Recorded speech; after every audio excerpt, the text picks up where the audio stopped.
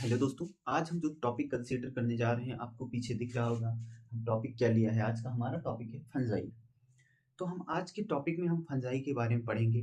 Fungi का habitat कैसा होता है। फंजाई पहले हम जानते हैं फंजाई कैसा होता है। आपको एज्यूम करना हो कि फंजाई कैसा होता है तो आप क्या एज्यूम करेंगे। आपको एज्यूम करना है आपके डेली लाइफ में, मे बी डेली लाइफ में नहीं तो हफ्ते भर में, महीने भर में, कभी ना कभी इस सीजन में आपने उसको जरूर देखा होगा। तो हम बेसिकली बात क्या कर रहे हैं, मशरूम की। जो मशरूम आप खाते हैं, चाहे पिज्ज़ा की टॉपिंग पर खाते हैं, चाहे सब्जियों के रूप में खाते हैं, बनाकर खाते हैं, करी के रूप में खाते हैं, तो क्या है वो फंजाई आपका क्या है, वो मशरूम आपका क्या है। वो मशरूम आपका एक फंगस है। मशरूम, आप सरप्राइज नहीं होंगे कि मशरूम फंगस ही है। हाँ, मशरूम फंगस ही है, 100% मशरूम फंगस है। आपने यहाँ देखा फंगस को, ऐसे आप विजुअलाइज कर सकते हैं अपने दिमाग में, हाँ फंजाई कैसा होता होगा। आपने कोई रोटी कोई रोटी का टुकड़ा आपने देखा है, ऐसा रोटी का टुकड़ा जो करीब करीब डिकम्पोज हो गया हो, जो डिकम्पोज हो रहा हो, तो आपने उस पर भी देखा होगा कुछ फफूंद नुमा, कुछ ऐसे, कुछ धागे नुमा स्ट्रक्चर ऐसे ऐसे निकला रहता है, जैसे थोड़ा सा निकला रहेगा, जैसे एक लेयर टाइप का बना लेगा। वो क्या रहता, वो भी फंगस ही है। वो भी क्या है, वो एक फंगस है जो कि आपके ब्रेड को, आपकी उसको डिकम्पोज कर दे रहा है।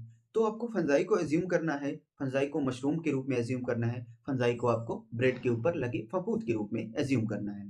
तो आपने देख लिया फंजाई कैसा होता है। जब हम आपको कहते हैं बैक्टीरिया एज्यूम करो तो शायद आप ना एज्यूम कर पाते हो, बैक्टीरिया का इमेज आपके दिमाग में ना आता हो, लेकिन आपको फंजाई का इमेज दिमाग में रखना है कि हाँ, हमारे घर में डेली यूज होने वाला मशरूम एक फंगस है।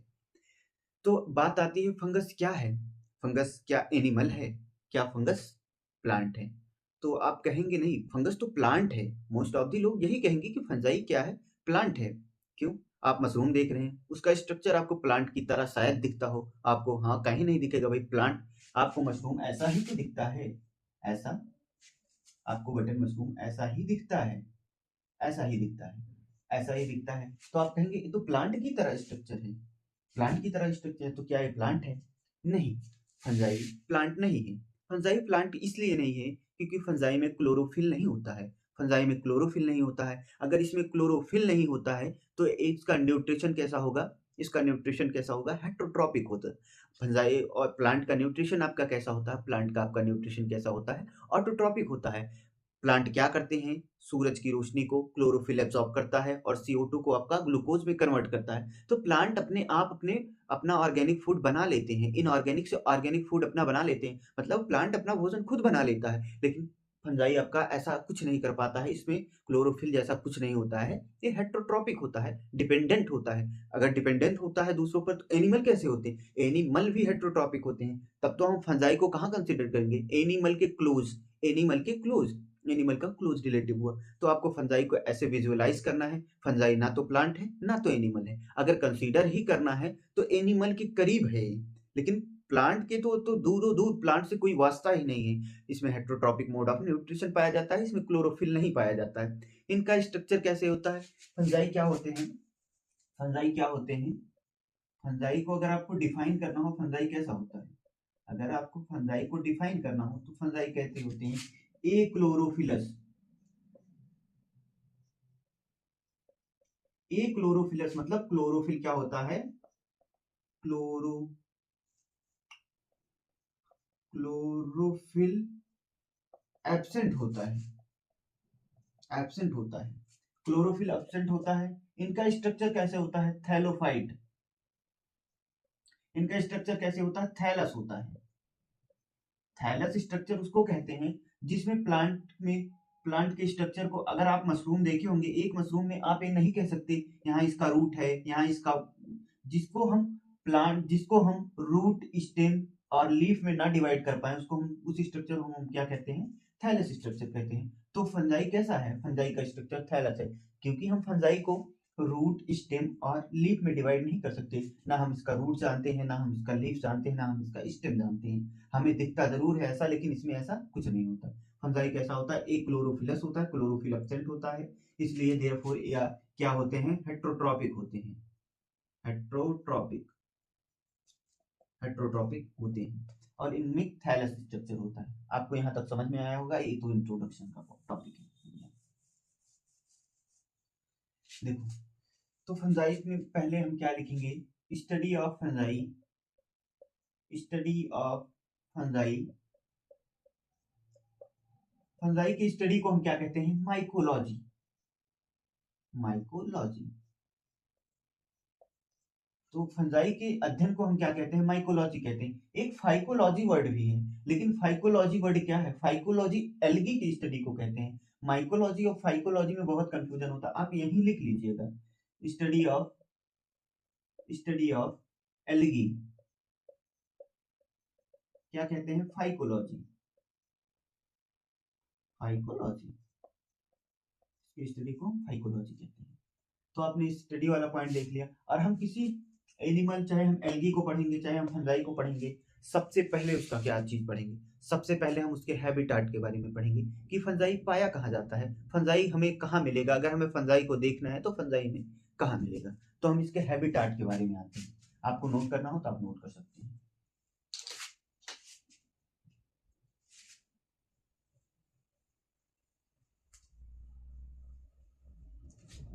Habitat, habitat of fungi. आप यहाँ लिख फंजाई लिख के हैबिटाट भी डायरेक्ट लिख सकते। पहला टॉपिक क्या हो गया इसका? हैबिटाट। फंजाई कैसा होता है? Fungi are cosmopolitan in nature, in nature.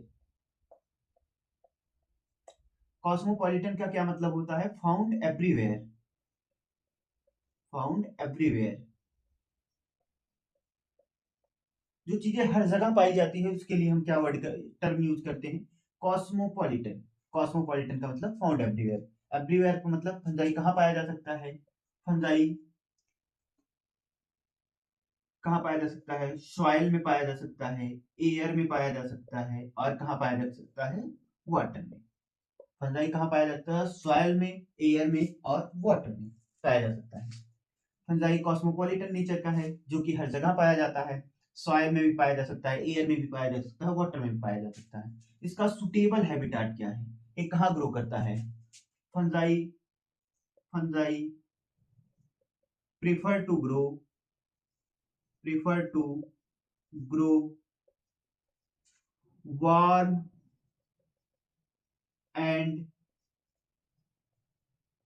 Humid condition.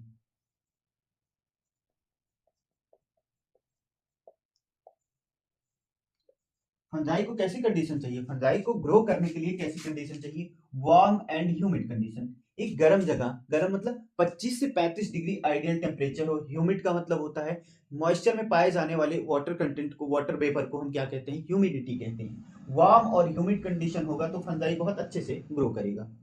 तो वार्म एंड ह्यूमिड कंडीशन। आप देखते होंगे कि आपके घर में बचा हुआ खाना, बचा हुआ आटा सब कहाँ रखा जाता है? फ्रिज में रखा जाता है। फ्रिज में इसलिए रखा जाता है क्योंकि उस पर फंजाई और बैक्टीरिया का इन्फेक्शन ना हो, क्योंकि फ्रिज का टेम्परेचर बहुत ज़्यादा कम होता है, इसलिए वहाँ फंजाई और बैक्टीरिया के ग्रो करने के चांसेस ना के बराबर होते हैं।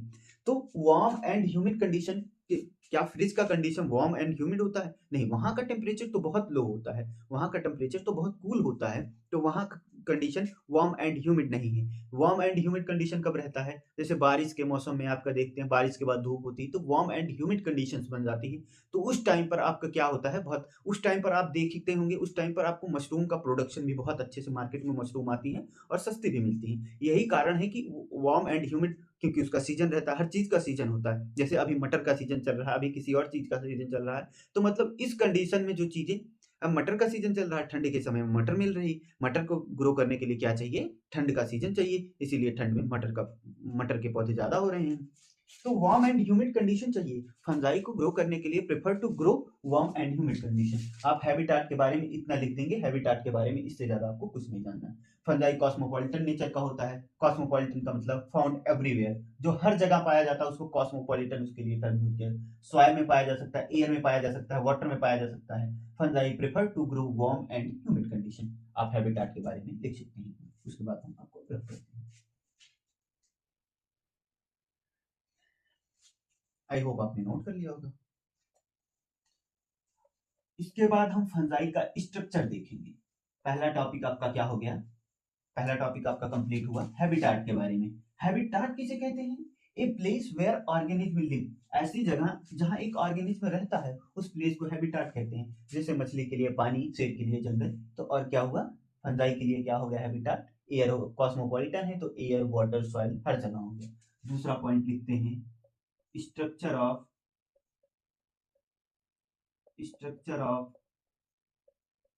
फंजाई। फंजाई का स्ट्रक्चर कैसे होता है भाई? अब हम इसके स्ट्रक्चर के बारे में जानेंगे। फंजाई का स्ट्रक्चर कैसे होता है? फंजाई कैसे होते हैं? फंजाई मेनली मल्टी सेलुलर होते हैं। मल्टी सेलुलर होते हैं। क्या फंजाई यूनिसेलुलर नहीं होता? नहीं, फंजाई यूनिसेलुलर भी होता है। उसका एक एग्जांपल है, क्या एग्जांपल है? Yeast. Fungi are mainly multi cellular except, इसका एक्सेप्शन भी है, ईस्ट, जिसको हम सैक्रोमाइसिस भी कहते हैं। इसको हम क्या कहते हैं? Baker's east.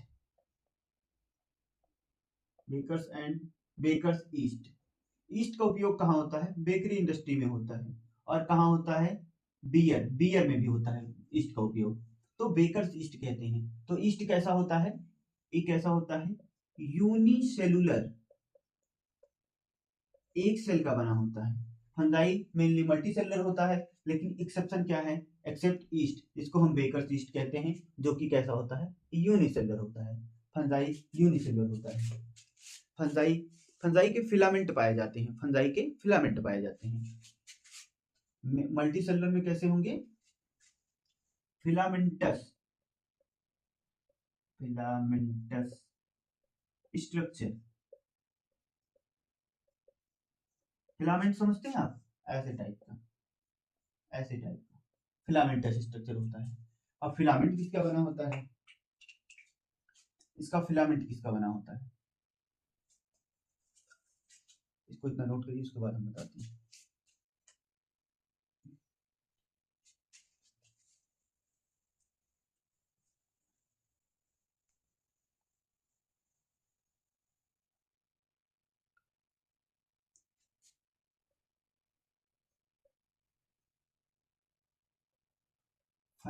Fungi are made up of hyphae. Fungi किसका बना होता है? हाइफी का बना होता है। हाइफी क्या होता है? हाइफी को समझाने के लिए आपको देखें, हाइफी क्या होता है। आपने एक उलेन का स्वेटर देखा होगा, जो पहले बुना जाता है, उलेन का स्वेटर देखा होगा। तो उसमें जो धागा निकलेगा, उसमें वो धागे से बना होगा। उसमें का जो धागा निकलेगा, आपका कोई धागा होता तो हम आपको समझाते, कुछ आपको लेके समझा।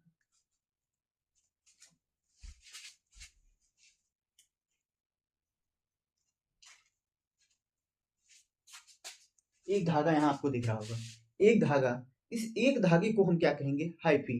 बहुत सारे ऐसे अगर हम धागे मिला देंगे, बहुत सारे ऐसे धागे मिला देंगे, तो क्या बन जाएगा? एक स्वेटर बन जाएगा।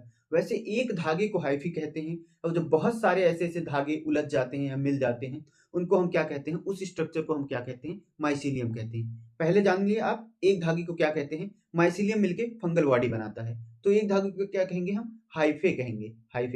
एक धागे को हम क्या कहेंगे? हाइफे कहेंगे। हाइफे कैसा होता है? Thread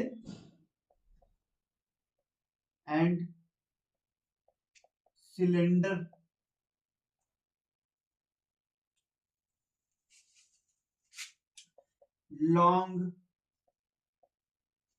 long thread and cylinder like structure.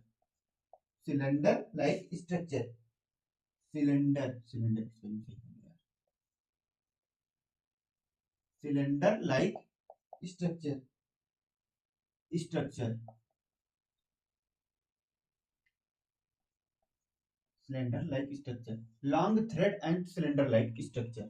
अब हाइफी के बारे में बात करेंगे। हाइफी कैसा है? Long thread and cylinder like structure. Hyphae यहाँ हाइफे हम लिखेंगे। हाइफे के दो टाइप होते हैं, हाइफे के दो टाइप होंगे कि कैसा हाइफे होगा। एक हाइफे होगा ए सेप्टेट, एक हाइफे होगा सेप्टेट। हमने क्या कहा, long thread cylinder, long thread cylinder हो गया, लाइक स्ट्रक्चर है। ए सेप्टेट और सेप्टेट यहां भी बना देते हैं, यहां भी बना देते हैं। तो ए सेप्टेट और सेप्टेट में क्या अंतर है। सेप्टा हम इस वॉल को कहते हैं, इस वॉल को हम क्या कहते हैं, इस वॉल को हम कहते हैं सेप्टा, जो इस पूरे सिलेंडर लाइक स्ट्रक्चर को अलग अलग भाग में डिवाइड कर रहा है। यहाँ न्यूक्लियस हो गया, यहाँ न्यूक्लियस हो गया, यहाँ न्यूक्लियस हो गया। इस सेप्टा किसको डिवाइड कर रहा है, अलग अलग भागों में डिवाइड कर रहा है एक हाइफी को, तो इसको हम सेप्टेट कहेंगे। ए सेप्टेट में, ए सेप्टेट मतलब क्या है, सेप्टा एब्सेंट है, इसमें सेप्टा जैसा कुछ नहीं पाया जाता है, इसमें सेप्टा जैसा कुछ नहीं पाया जाता है, तो इसको क्या कहेंगे, ए सेप्टेट। ए ब्रांच भी हो सकता है, ए ब्रांच भी हो सकता है और नॉन ब्रांच भी हो सकता है, इसमें भी ब्रांच हो सकती है, इसमें भी ब्रांच हो सकती है। तो कैसा हाइफी होता है, हाइफी कैसा होता है, हाइफी सेप्टेट हाइफी होता है, ए सेप्टेट हाइफी होता है और सेप्टेट हाइफी होता है। इस सेप्टेट हाइफी को, इस ए सेप्टेट को क्या कहते हैं हम, सिनोसिटिक कहते हैं। जब एक साइटोप्लाज्म में, एक लॉन्ग साइटोप्लाज्म में बहुत सारे न्यूक्लियस पाए जाते हैं विदाउट किसी वॉल के, तो उस कंडीशन को हम क्या कहते हैं, उस कंडीशन को हम क्या कहते हैं, सिनोसिटिक कंडीशन कहते हैं। ऑल न्यूक्लियस प्रेजेंट इन ए, देखो इसके लिए क्या, all nucleus, all nucleus present in A, in A common cytoplasm. तो कैसे हैं, सारे न्यूक्लियस एक साइटोप्लाज्म में पाए जाते हैं, उसके लिए हम टर्म क्या यूज करते हैं, सिनोसिटिक, सिनोसिटिक कंडीशन, कंडीशन।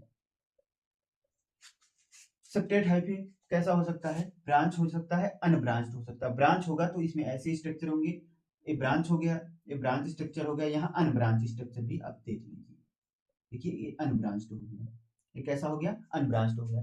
तो कैसा हुआ हाइफी का स्ट्रक्चर, ए सेप्टेट हुआ और सेप्टेट हुआ। ए सेप्टेट और सेप्टेट में क्या फर्क है, ए सेप्टेट में आपको सेप्टा नहीं पाया जाएगा, कोई वॉल नहीं पाई जाएगी तो इसके साइटोप्लाज्म को डिवाइड करेगी, इसके साइटोप्लाज्म को डिवाइड करेगी। लेकिन सेप्टेट में सेप्टा पाया जाएगा जो इसके साइटोप्लाज्म को क्या करेगा, बहुत सारे भागों में डिवाइड करेगा। इसका न्यूक्लियस इसके न्यूक्लियस से अलग है, इसका न्यूक्लियस इसके न्यूक्लियस के बीच में एक दीवार प्रेजेंट है, सेप्टा मतलब वॉल प्रेजेंट है, इसमें वो वॉल एब्सेंट है।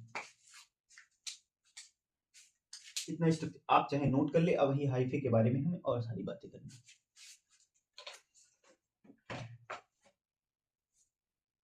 आई होप आप नोट कर लिए।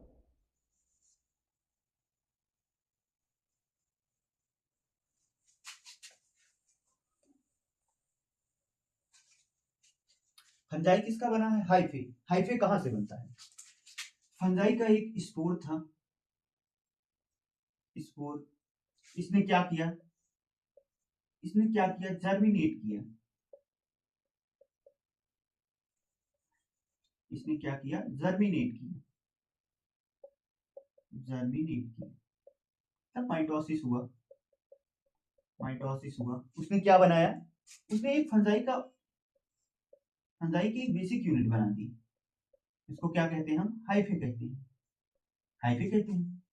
और हाइफे ने क्या किया, बहुत सारे हाइफे मिलकर, हाइफी फर्दर डिवाइड हुआ, डिवाइड हुआ, डिवाइड होकर इन्होंने क्या बना दिया, इन्होंने क्या बना दिया है, एक जाल नुमा स्ट्रक्चर बना दिया, एक जाल नुमा स्ट्रक्चर बना दिया। इस स्ट्रक्चर को हम क्या कहते हैं, इस स्ट्रक्चर को हम क्या कहते हैं, इस स्ट्रक्चर को कहते हैं हम माइसीलियम। तो फंजाई क्या है, फंजाई जर्मिनेट किया, फंजाई के स्पोर ने जर्मिनेट किया, फंजाई के स्पोर ने जर्मिनेट करके क्या बनाया, हाइफे बनाया, और हाइफे ने फर्दर डिवाइड करके, डिवाइड करके, फर्दर डिवाइड करके, फर्दर डिवाइड करके एक स्ट्रक्चर बनाया, उसका क्या नाम था, उसका नाम था माइसीलियम।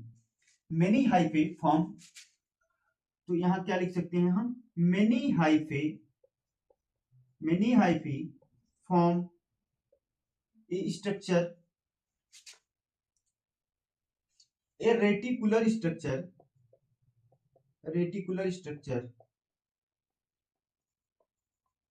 known as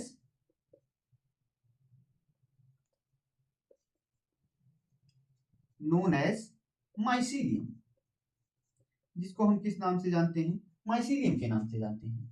बहुत सारे हाइफे ने एक रेटिकुलर जालनुमा स्ट्रक्चर बनाया जिसको हम क्या कहते हैं, माइसीलियम। यही माइसीलियम क्या बनाती है, फंगल बॉडी बनाती है। देखिए माइसीलियम फंजाई पैरासाइट भी होता है। जैसे एक बहुत कॉमन इन्फेक्शन आपको होता है जिसको हम क्या कहते हैं, रिंगवर्म या रिंगवर्म कहते हैं। तो रिंगवर्म में क्या होता है, जब हम रिंगवर्म पे दवा लगाते हैं, मेडिसिन लगाते हैं, क्या जो भी करते हैं, दवा खाते हैं, तो क्या होता है, माइसीलियम इसका बहुत अच्छे से, जिसका बहुत पुराना तो बहुत अच्छे से पकड़ बना लेता है। इसका माइसीलियम जल्दी से टूटता नहीं है, इसलिए फंगल इन्फेक्शन को काउंटर मेडिसिन द्वारा इसको ठीक किया जाता है। मतलब इसमें लगातार मेडिसिन चलती रहनी चाहिए तो जाकर इसमें आराम मिलता है, क्योंकि उसका अगर एक भी हाइफे अगर इसका बच गया, फिर फर्दर डिवाइड करके वो क्या पूरा माइसीलियम बना लेगा, फिर वो इन्फेक्शन कॉज कर देगा। इसीलिए बहुत अच्छे से मेडिसिन चलती है इसके लिए, तो जाकर के इसका ट्रीटमेंट हो पाता है। फंगल इन्फेक्शन बहुत कॉमन है, किसी को भी हो सकती है, ग्रोइंग रीजन में हो सकती है, जहाँ पे ज़्यादा मॉइस्चर रहता है, वहाँ पे प्रेफर करते हैं ग्रो करना। बाल में आपने डैंड्रफ देखा होगा, वो भी क्या है, फंजाई ही है, वो भी एक फंगल इन्फेक्शन है। उन सबका ट्रीटमेंट आपको डॉक्टर के द्वारा मिल जाएगा। तो आप यहाँ तक नोट कर सकते हैं। आई होप आपने नोट कर लिया होगा। हम आप इसको रब करते हैं।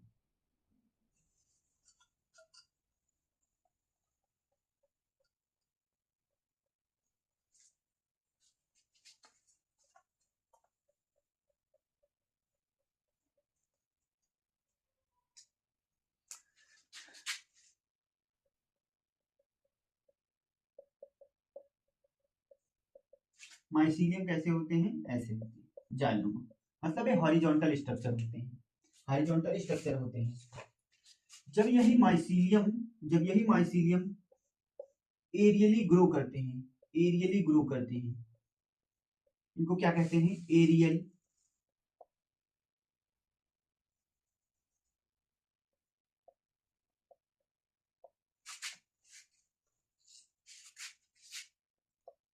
इनको क्या कहते हैं, aerial mycelium aerial mycelium grow करते हैं। जब यही माइसीलियम एरियली ग्रो करते हैं और इस पे क्या लगता है, इस पे स्पोर लगता है। एरियल ग्रो करते हैं, इस पे स्पोर लगता है। इस एरियल ग्रो हुए माइसीलियम को हम क्या कहते हैं, फ्रूटिंग बॉडी कहते हैं। तो स्पोर कहाँ लगता है, स्पोर फ्रूटिंग बॉडी पर ही स्पोर का फॉर्मेशन होता है। फ्रूटिंग बॉडी क्या होते हैं, एरियली ग्रो हुए माइसीलियम को हम क्या कहते हैं, फ्रूटिंग बॉडी कहते हैं। फ्रूटिंग बॉडी पर माइसीलियम लगता है। फ्रूटिंग बॉडी पर क्या होता है, स्पोर का फॉर्मेशन होता है। स्पोर से नए क्या बनता है, फंजाई बनता है। स्पोर से नई फंजाई बनती है। तो हमने दूसरा टॉपिक भी कंप्लीट कर लिया। क्या दूसरा टॉपिक था, स्ट्रक्चर ऑफ फंजाई के स्ट्रक्चर को भी हमने देख लिया। अब हम फंजाई का क्या देखेंगे, हम फंजाई का देखेंगे न्यूट्रिशन। क्या देखेंगे, न्यूट्रिशन इन फंजाई। उससे पहले एक बार हम आपके सामने एनसीईआरटी को रीड कर देते हैं, आपको समझा देते हैं। साथ साथ आप भी एनसीईआरटी अपने पास रखिए, आप रीड करते हुए चलिए। आपको लगता होगा आपने एनसीईआरटी पढ़ी है, लेकिन एनसीईआरटी वही है, समुद्र है, आपका एक सागर है। एनसीईआरटी इतना आसान नहीं है जितना आसान दिखता है। आपको पढ़ना भी है, उसको समझना भी है, उसमें से क्वेश्चन कैसे बनते हैं उसको भी जानना है। तो हम एनसीईआरटी को आपके सामने रीड करते हैं और समझाते हैं। तो फंजाई क्या है, फंजाई एक यूनिक किंगडम है जो कैसा ऑर्गेनिज्म है, हेट्रोट्रॉपिक है, यूकैरियोटिक है। तो फंजाई कहाँ से शुरू करता है, the fungi constitute a unique kingdom of heterotrophic organism. तो फंजाई कैसा किंगडम है, एक हेट्रोट्रॉपिक ऑर्गेनिज्म का किंगडम है। हेट्रोट्रॉपिक मतलब जो अपने भोजन के लिए दूसरों पर डिपेंडेंट होती है। दे show a great diversity in morphology and habitat. Morphology का मतलब इसका स्ट्रक्चर में और इसके हैबिटाट में ये बहुत ज़्यादा वैरायटी शो करते हैं। वैरायटी हैबिटाट में आपने देखा है, ये एयर में भी पाए जा सकते हैं, वाटर में भी पाए जा सकते हैं, सॉइल में भी पाए जा सकते हैं, हमारी स्किन पर भी पाए जा सकते हैं, हमारे स्काल्प में भी पाए जा सकते हैं। पाए जा नहीं सकते हैं, होंगे, आई एम श्योर होंगे। You must have seen fungi on A moist bread and रॉटन fruit. आपने अवश्य फंजाई को देखा होगा एक ब्रेड के टुकड़े, एक रोटी के ब्रेड के टुकड़े पर और एक सड़े हुए फ्रूट पर। The common mushroom you eat and toadstool are also fungi. जो हम मशरूम खाते हैं और टोड स्टोल दोनों फंजाई ही हैं। टोड स्टोल तो नहीं हम खाए होगा कोई, लेकिन जो हम मशरूम खाते हैं वो एक प्रकार का फंजाई ही है। बैसिडियोमाइसिटीज का मेंबर है, वो भी फंजाई ही है। White spot seen on mustard leaf और due to a parasitic fungus. Mustard की लीफ पर जो व्हाइट स्पॉट, सफेद सफेद धब्बे दिखते हैं, वो भी फंजाई ही हैं। जो सफेद धब्बे किसके कारण होते हैं? एक पैरासिटिक फंजाई है, एल्ब्यूगो। सम सम यूनिसेलुलर फंजाई, सम यूनिसेलुलर मतलब यूनिसेलुलर फंजाई यूनिसेलुलर भी है, एक सेल का भी बना होता। उसका एग्जांपल है ईस्ट, जो कि कहाँ यूज होता है? Use to make bread and beer. Bread और बियर इंडस्ट्री में इसका यूज होता है। Other fungi cause disease in plant and animals. Other fungi भी हैं जो प्लांट और एनिमल्स में डिजीज कॉज करते हैं। व्हीट रस्ट पक्सीनिया, जो कि व्हीट में, गेहूं में रस्ट फॉर्मेशन कर देता है, उसको क्या कहते हैं? पक्सीनिया, वो भी parasitic, is a important example. Some are the source of antibiotic. कुछ फंजाई जो एंटीबायोटिक का सोर्स होते हैं, जैसे इसमें एग्जांपल दिया गया है पेनिसिलियम। Fungi are cosmopolitan. देखिए फंजाई, हमने हैबिटाट क्या बताया था? फंजाई कैसे होते हैं? कॉस्मोपॉलिटन होते हैं। अकर इन एयर, एयर में भी पाए जा सकते हैं, water and soil and on animal and plant. Animal और प्लांट पर भी पाए जा सकते हैं, पैरासाइट के रूप में और सिम्बायोटिक के रूप में। They prefer to grow in warm and humid places. ये कहाँ प्रेफर करते हैं ग्रो करना? वार्म और ह्यूमिड प्लेसेस पर। हैव यू एवर वंडर्ड, क्या आप कभी अचंभित हुए हैं? Why you keep food in the refrigerator. आप अपना खाना फ्रिज में क्यों रखते हैं, रेफ्रिजरेटर में क्यों रखते हैं? क्या आपने कभी सोचा है? Yes, it is to prevent food from going bad due to the bacterial और फंगल स्ट्रक्चर। हाँ, हम अपने फूड को फ्रिज में इसलिए, रेफ्रिजरेटर में इसलिए रखते हैं क्योंकि वो खराब ना हो जाए फंगल और बैक्टीरियल इन्फेक्शन से। With the exception of yeast, yeast एक एक्सेप्शन है, उसके अलावा फंजाई जो कि यूनिसेलुलर है, fungi are filamentous. Fungi filamentous होते हैं और इनका फिलामेंट कैसा होता है? Their body consist of a long cylinder thread like structure called hyphae. इनकी बॉडी एक लॉन्ग सिलेंडर और धागे नुमा स्ट्रक्चर से बनी होती है, जिसको हम क्या कहते हैं? हाइफी कहते हैं। The network of hyphae, hyphae की एक नेटवर्क को हम क्या कहते हैं? माइसीलियम कहते हैं। Some hyphae are continuous tube filled with multinucleated cytoplasm. कुछ फंजाई ऐसे होते हैं जो मल्टीन्यूक्लिएटेड साइटोप्लाज्म, आपने क्या देखा था? मल्टीन्यूक्लिएटेड साइटोप्लाज्म, यहाँ ऐसे ऐसे न्यूक्लियस प्रेजेंट था, मल्टीन्यूक्लिएटेड साइटोप्लाज्म होता है, जिसको हम क्या कहते हैं? Coenocytic hyphae. And other have septa in their wall. और दूसरे वाले में क्या देखा था? इसमें सेप्टा प्रेजेंट है, इनकी दीवार में सेप्टा प्रेजेंट है, उसको हम क्या कहते हैं? सेप्टेट हाइफी कहते हैं। Septate hyphae. The cell wall of fungi are composed of chitin and polysaccharide. इसकी कैसे बनी होती है? इसके सेल वॉल कैसे बने होते हैं? काइटिन और पॉलीसेक्राइड के बने होते हैं।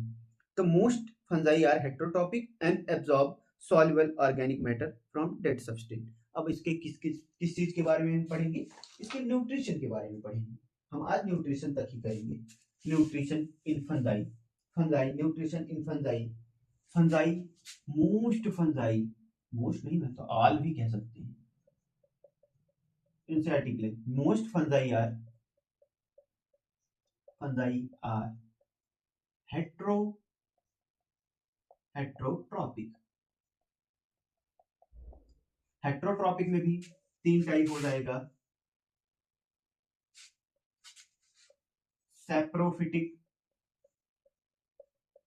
Saprophytic, parasitic, parasitic and symbiotic.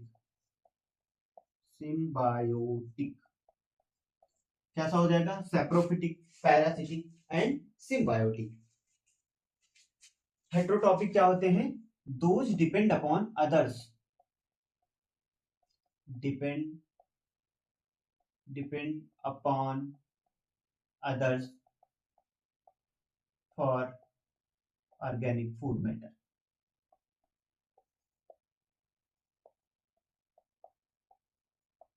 अब क्या कहते हैं सैप्रोफिटिक। सैप्रोफिटिक क्या होते हैं? सैप्रोफिटिक क्या होते हैं?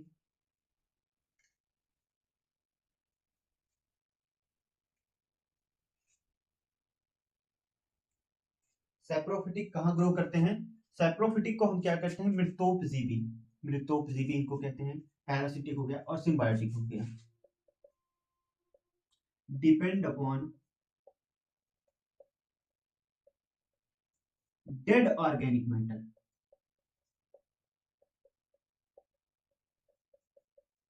Dead organic matter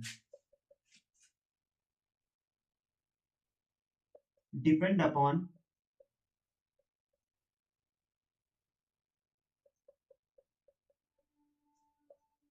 living plants and animals. Plant और एनिमल में पैरासाइट के रूप में, या तो प्लांट पर इंडो पैरासाइट होगा या तो एक्टो पैरासाइट होगा। तो सैप्रोफिटिक के बारे में क्या कहते हैं? Depend upon dead organic matter. Dead organic matter में डिपेंड होते हैं। इनका न्यूट्रिशन क्या होता है? सैप्रोफिटिक। ये क्या करते हैं? Fungi fungi release enzyme. Enzyme release करता है, कॉम्प्लेक्स रिलीज करता है, और कॉम्प्लेक्स फूड को किस में कन्वर्ट करता है? सिंपल फूड में। कॉम्प्लेक्स को किस में कन्वर्ट करता है? सिंपल को। और फिर इसको क्या करता है? एब्जॉर्ब कर लेता है। एब्जॉर्ब कर लेता है, सिंपल में कन्वर्ट करके एब्जॉर्ब कर लेता है। ये कहाँ पैरासाइट कहाँ डिपेंडेंट होते हैं? लिविंग प्लांट एंड एनिमल्स पे। और सिम्बायोटिक कैसे होते हैं? सिम्बायोटिक जो एक दूसरे के साथ पाए जाते हैं, एक दूसरे के साथ पाए जाते हैं इन एसोसिएशन विद। अगर सिम्बायोटिक में, अगर इन एसोसिएशन विद, इन अगर फंजाई एसोसिएट विद एल्गी, ऐसे मत लिखो, फंजाई प्लस एल्गी क्या है कहते हैं? इसको हम कहते हैं लाइकेन। फंजाई किसके साथ रह रहा है? Plus root of higher plant. Higher plant, higher plant इसको क्या कहते हैं? माइकोराइजा। Mycorrhiza, mycorrhiza, mycorrhiza. इसको क्या कहते हैं? Fungi plus root of higher element, higher plant. Higher plant की रूट में जो फंजाई पाए जाते हैं एसोसिएट के रूप में रहते हैं, म्यूचुअली एसोसिएशन में, मतलब एक दूसरे को फायदा पहुंचाते हैं। फंजाई क्या करता है? इसमें क्या कहता है? इसमें न्यूट्रिशन एल्गी के साथ रहकर न्यूट्रिशन एब्जॉर्ब करता है, एल्गी इसको रहने की जगह प्राप्त करता है। दोनों म्यूचुअली एक दूसरे के साथ रहते हैं, रिलेशनशिप में रहते हैं, ना इसको हार्म पहुंचाता है ना इसको हार्म पहुंचाता है। और फंजाई हायर प्लांट के रूट में पाए जाते हैं, जो कि क्या करते हैं? फास्फोरस का एब्जॉर्प्शन अच्छे से करवाते हैं। तो saprophytic that depend upon dead organic matter. Dead organic matter में क्या करते हैं? फंजाई रिलीज एंजाइम क्या कहता है? एंजाइम रिलीज करके क्या करता है? कॉम्प्लेक्स फूड को सिंपल फूड में कन्वर्ट करता है। देन इसको क्या करता है? एब्जॉर्ब करता है। एब्जॉर्ब करता है। पैरासिटिक फंजाई कैसे होते हैं? पैरासिटिक फंजाई जो होते हैं प्लांट और एनिमल। प्लांट में आपने क्या दिखा है? आपने लिखा रस्ट, स्मट, इसमें रस्ट में एल्ब्यूगो स्मट कॉज कर देता है। एनिमल में भी फंजाई काफी डिजीज कॉज करता है। जैसे आपने क्या कर लिया, आपका वही रिंगवर्म हो गया, वर्म हो गया, तो फंजाई डिजीज भी कॉज करते हैं। तो आज हम फंजाई के बारे में इतना ही पढ़ेंगे। हम नेक्स्ट टॉपिक में फंजाई के रिप्रोडक्शन का टॉपिक थोड़ा बड़ा है, थोड़ा लेंदी है, उसको बहुत अच्छे से समझ कर पढ़ना पड़ेगा। तो आज के लिए इतना ही। आप देखिए, अच्छे से देखिए, आप एनसीईआरटी रीड कीजिए, क्वेश्चन प्रैक्टिस कीजिए, अपना नोट्स बनाइए अच्छे से, अपने खुद के नोट्स पर विश्वास रखिए। आपका खुद का नोट्स जो हो सकता है, जो आपको समझने में सफलता दे सकता हो, आपको किसी अदर टॉपर या अन्य किसी चीज़ का नोट्स नहीं दे सकता है। आपका एनसीईआरटी भी नोट्स ही है, आपको उसके पॉइंट ब्रेक डाउन करके अच्छे से नोट करना है, आपको यहाँ से भी नोट करना है, आपको चीज़ों को समझना है, चीज़ों को अच्छे से गहराई से समझना है, और अपने आप से क्वेश्चन पूछना है। अगर आपको कुछ ना समझ में आया हो, आप कमेंट बॉक्स में आप कमेंट बॉक्स में आप क्वेश्चन कीजिए, हम उसका आंसर ज़रूर देंगे। और क्या इम्प्रूव करना है उसके लिए आप सजेशन दे सकते हैं।